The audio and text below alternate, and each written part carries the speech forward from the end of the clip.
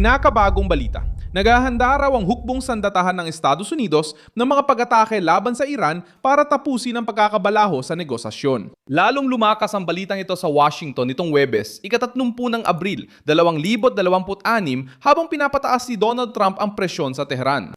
Patuloy siyang may matinding hinihingi laban sa malupit na Islamikong Revolusyonaryong Guwardiya na ganap ng kumontrol sa kapangyarihan sa Iran.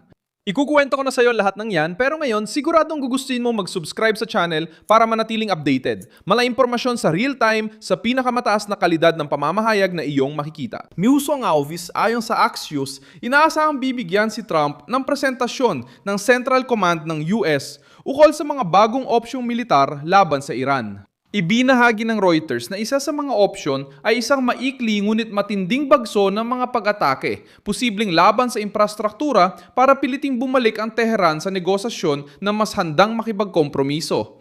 Simple lang ang punto. Gustong Washington na mabasag ang pagtutol ng Iran bago magamit ng rehimen ang negosasyon para magpalipas ng oras, lalo na matapos maantala ang mga pag-uusap. Ayon sa Balitang Amerikano, hindi nasiyahan si Trump sa progreso ng negosasyon. Para sa kanya, umusad ang Iran pero kulang pa rin. Paulit-ulit na pahayag ng White House, walang kasunduan kung igigit ng Tehran ang anumang paraan para makagawa ng sandatang nuklear. Ito ang sentro ng krisis. Hindi lang diplomatikong pangtatalo, kundi labanan ng lakas ukol sa mga limitasyon, kapangyarihan at seguridad sa gitnang silangan. Maaring magsimula ang mabigat na tugon militar ng sandatahang lakas ng Estados Unidos sa isang simboliko at estratehikong target. Mahalagang punto ang isla ng Karg sa Golpo ng Persya para sa estruktura ng pag-export ng langis ng Iran. Kapag naintindihan ng Washington na ginagamit lang ang rehimen ng negosasyon para lamang magpatagal, magiging mensahe ang operasyon sa Karg, direktang mensahe para sa Tehran.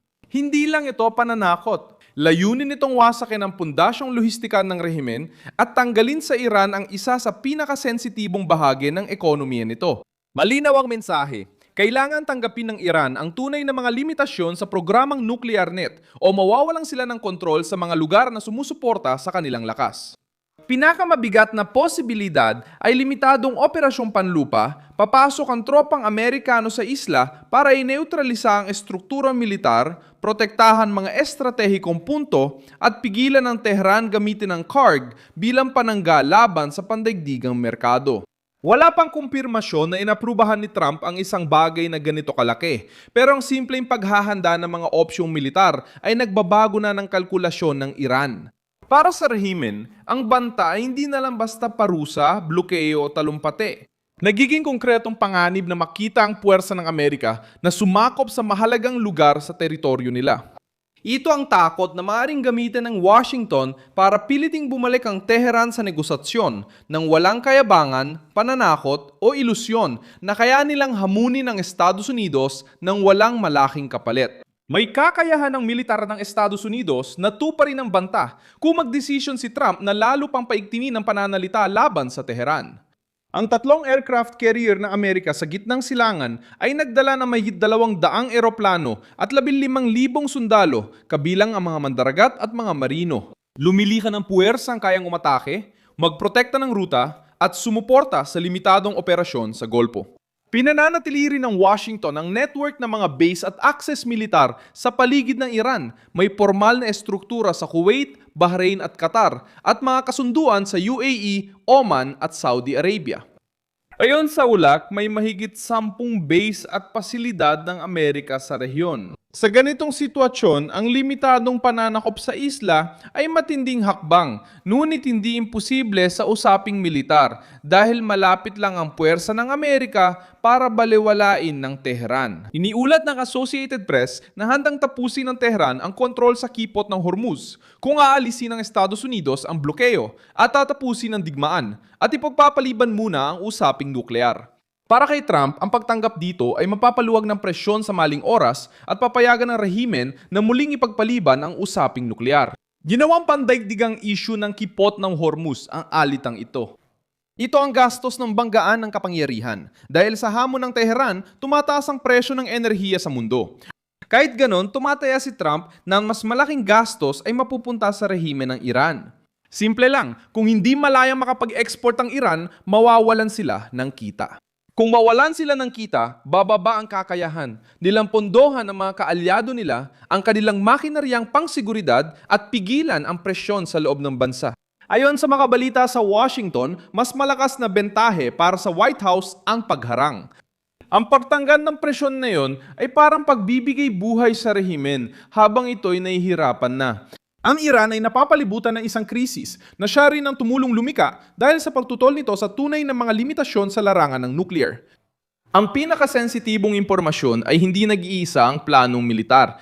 Ayon sa Axios, tinalakay rin ang posibilidad ng pangsakop sa bahagi ng kipot ng Hormuz para muling buksan ang daanan ng kalakalang pandagat bukod sa mga posibleng serye ng pag-atake. Naitala rin ng Reuters ang posibilidad na ito. Binanggit din ng media ang posibilidad na gamitin ng espesyal na puwersa para hawakan ang imbak ng pinayamang uranium ng Iran kung walang kasunduan. Ipinapakita nito na sabay-sabay na gumagamit ang Washington ng diplomatikong presyon, kontrol sa mga ruta at pagpigil sa programang nuklear. Totoo ito. Kailangan pa rin ng eksaktong impormasyon. Ang pagkakaroon ng handang opsyong militar ay hindi ibig sabihin na iniutos na ni Trump ang mga pag-atake. Napansin ng Reuters na karaniwan sa military ng Amerika ang ganitong pagpaplano, pero binabago ng konteksto ang dating ng balita. Kung di kontento ang presidente, tuloy ang pagharang. Patuloy ang tensyon sa Hormuz at tumataas ang presyo ng langis. Hindi na ordinaryo ang pagpapakitang militar. Nagsisilbi na itong mensahe na nauubos ang oras ng Iran. Pinatitibay ng presensya ng militar ng Amerika sa rehiyon ang mensaheng ito. Sabi ng CBS News, inaasa ang aalis ang Carrier Strike Group sa gitnang silangan sa mga susunod na araw. Pinaalala ring isa lang siya sa 3 aircraft carrier na aktibo sa rehiyon. Kahit may galaw sa hukbong dagat, matatag pa rin ang estruktura ng Estados Unidos para mapanatili ang presyon. Layunin nitong kumbinsihin ang Tehran na may kapalit ang pagtanggi at maaring tumaas agad ang presyong yon. Iniulat ng Al Jazeera na nagbanta ang mga pinagkukunang Iranyano ng konkretong tugon na wala pang kaparis kung mapapatuloy ang blockade. Ang ganitong pahayag ay para sa panloob na konsumo at pananakot sa labas. Ngunit pinapataas din ang panganib ng maling kalkulasyon. Sa gitna ng lahat ang passion ni Trump na huwag magluwag hanggat wala pang resulta. Alam niya na ang blockade ay nagtataas ng presyo ng langis at nagpapabigat sa Estados Unidos. Ngunit naniniwala siyang mas malaki ang mawawala kung susuko siya ngayon. Kung makaligtas ang Iran nang hindi sinusuko ang programang nuklear, igigit ng Tehran na sila ang panalo. Kung ipagpatuloy ni Trump ang presyon at tumatras ang rehimen, mapapatunayan ng Washington na kaya nito magtakda ng hangganan sa rehiyong matagal nang sinusubok ang pasensya ng Amerika. Dahil dito, hindi dapat ito rin na magkahiwalay ang paghahanda ng pag-atake. Bahagi ito ng kampanya ng presyon. Una, blokeyong pandagat. Pagkatapos, pagtanggi na panatiling bukas ang Hormuz kung walang kasunduang nuklear.